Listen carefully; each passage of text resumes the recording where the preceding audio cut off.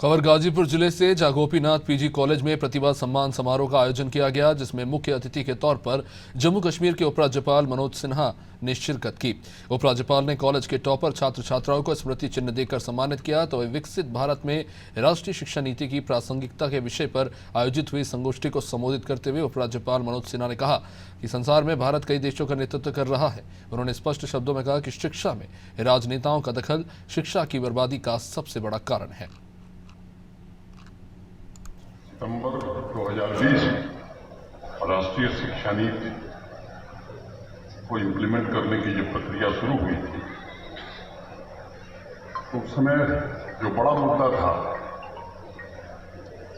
कि आखिर लंबे समय के बाद देश को क्या जरूरत आ गई सिलेबस और क्लासरूम की जंजीरों से मुक्त करके विद्यार्थियों को जीवन पर्यंत लर्निंग और क्रिएटिविटी का मुक्त आवास प्रदान किया जाए। मैं समझता हूँ पिछले 3-3.5 वर्षों में जिन महाविद्यालयों ने, जिन विश्वविद्यालयों ने इस नीति की अनुशंसा को योजनाबद्ध तरीके से लागू किया है, वहाँ न सिर्फ एकेडमिक परफॉर्मेंस में सुधार आया है, नौजवानों के वोकेशनल ट्रेनिंग तथा वर्तमान विश्व के लिए आवश्यक स्किल्स को लेकर के भी एक नई जागरूकता आई।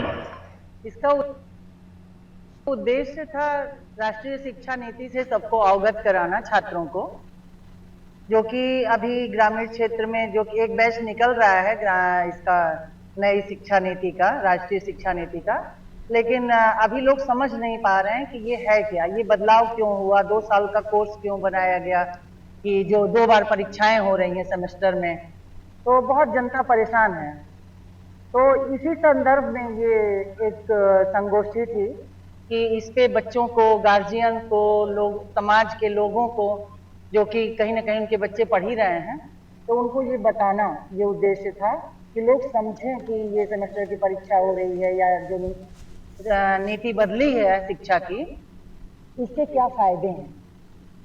माननीय महामहिम मनोज सिन्हा जी का कार्यक्रम था और राष्ट्रीय शिक्षा नीति पर यह कार्यक्रम था, संगोष्ठी थी, और संगोष्ठी को संबोधित किए हैं। इसी कार्यक्रम में आए हुए सम्मान समारोह का कार्यक्रम था। हाँ, उसमें बच्चों का सम्मान समारोह किया गया। जो बच्चे यहाँ के टॉपर हैं, जो कहीं यहाँ से पढ़ के नौकरी पाए हैं और पदस्थ अन्य जिलों में, अन्य प्रदेशों में, उनको भी सम्मानित किया गया है। नई राष्ट्रीय नीति का गठन किया गया है, क्या है इसका उद्देश्य? और राष्ट्रीय शिक्षा नीति जो नई पद्धति से शिक्षा दी जा रही है और बच्चों को टेक्निकल व्यवसायिक पाठ्यक्रम की तरफ ले जाया जा रहा है, उसी का इसमें सजाया गया।